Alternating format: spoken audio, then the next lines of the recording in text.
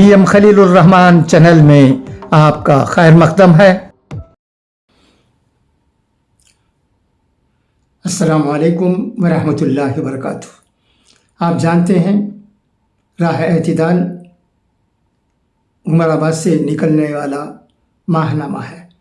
اس میں مولانا کاکا انیس احمد عمری صاحب دامت برکاتہم کا خطاب دیا گیا ہے۔ اسے میں پڑھتا ہوں، سنیے گا۔ محترم صدر جلسہ مولانا ابوبکر صاحب مظاہری، مدرسہ ریاض العلوم کے سرپرست اور روح رواں مولانا احمد سراج صاحب عمری قاسمی، دیگر عہدیداران و ارکان مدرسہ، اساتذہ اکرام، معزز سامعین اور عزیز طلباء،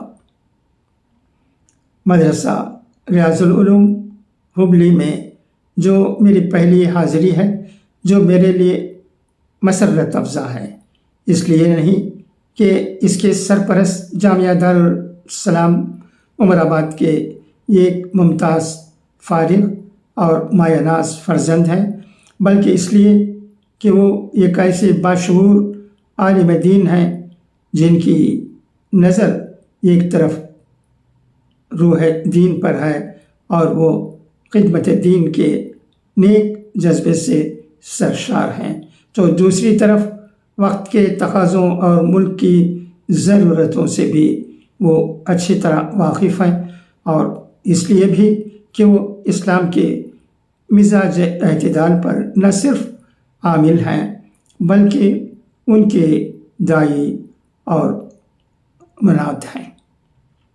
سب سے پہلے میں ان طلباء عزیز کو مبارکباد دیتا ہوں جو سند فراغت حاصل کر رہے ہیں۔ میری دلی دعا ہے کہ اللہ تعالیٰ آپ عزیزوں کا مستقبل روشن کرے اور آپ سے دین و ملت اور ملک و انسانیت کو فائدہ پہنچائے، آمین۔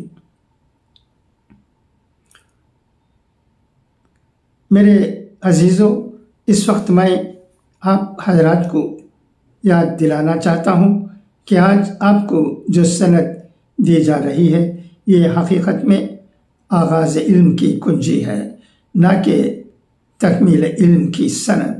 آپ اسی پر قناعت کر کے نہ رہ جائیے بلکہ حصول علم کے سفر کو جاری رکھیے اور موجودہ دور میں جو تعلیمی سہولیتیں میسر ہیں ان سے فائدہ اٹھاتے ہوئے حصول علم کی راہ میں آگے بڑھیے۔ آج کے انسان کی یہ خوش قسمتی ہے کہ اس کے سامنے تعلیم کی ایک وسیع دنیا ہے۔ وہ اپنے خدا اور صلاحیتوں کو بروئے کار لا کر جو چاہے بن سکتا ہے اور جس بلندی پر چاہے پہنچ سکتا ہے، لیکن اس کے لیے ضرورت ہے کہ اس کی زندگی کا مقصد واضح اور ہدف متعین ہو۔ دنیا میں آج تک کسی ایسے انسان نے کامیابی حاصل نہیں کی جس کی زندگی کا کوئی واضح مقصد نہ ہو۔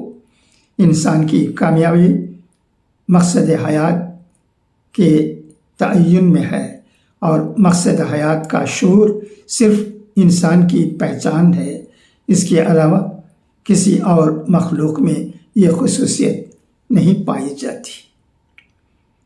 عزیزان گرامی، ہم سب جانتے ہیں کہ اللہ تعالیٰ نے اہل علم کو ایک خاص مقام عطا کیا ہے اور ان کا درجہ بلند فرمایا ہے، لیکن مقام و مرتبے کی یہ بلندی دینی معلومات جمع کر لینے کی وجہ سے نہیں ہے بلکہ اس خشیت کے لیے ہے جو عمل کی بنیاد ہے۔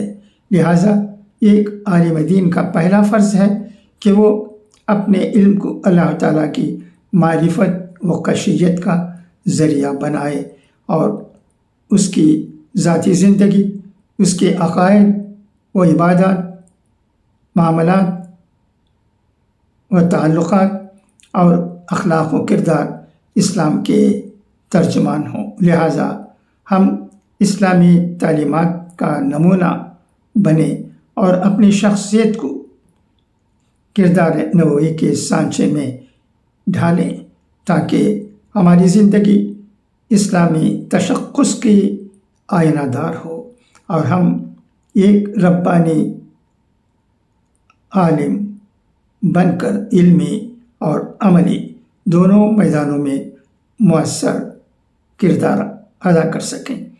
یہ ایک حقیقت ہے کہ امت مسلمہ کے مختلف طبقات ہیں جن کی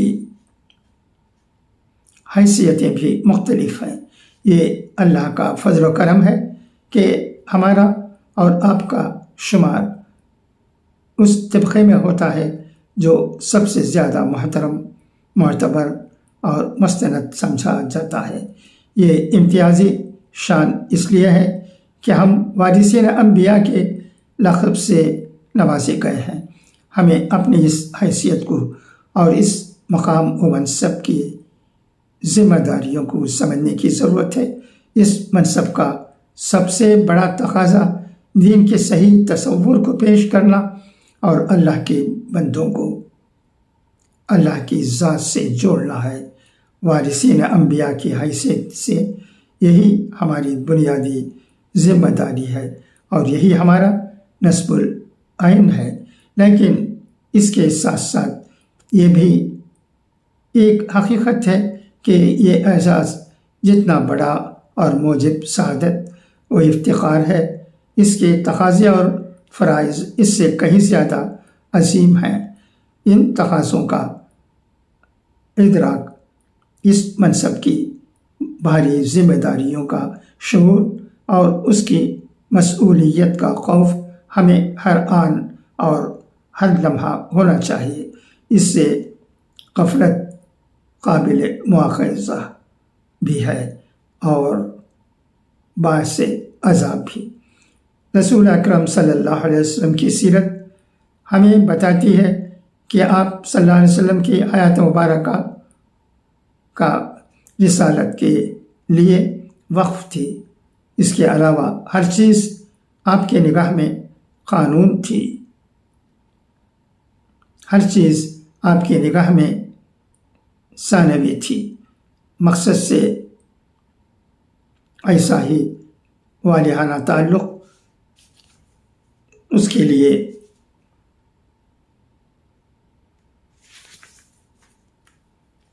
اپنے آپ کو وقف کرنے اور مر مٹنے کا جذبہ ہمیں اپنے اندر پیدا کرنے کی کوشش کرنی چاہیے۔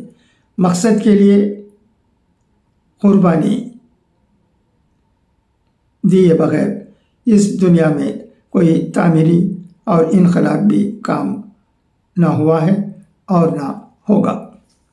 سیرت نبوی کے وہ لمحات ہمارے ذہنوں میں ہمیشہ تازہ ہونے چاہیے کہ رسول اکرم صلی اللہ علیہ وسلم کو منصب نبوت سے جب سرفراز کیا گیا تو آپ صلی اللہ علیہ وسلم پر ایک عجیب کیفیت طاری ہو گئی تھی۔ آپ لرز گئے تھے اور کپ کپی طاری ہو گئی تھی، اس لیے کہ منصب نبوت اور اس کے تقاضوں اور ذمہ داریوں کے احساس نے آپ کو تڑپا دیا تھا۔ یہی وہ وقت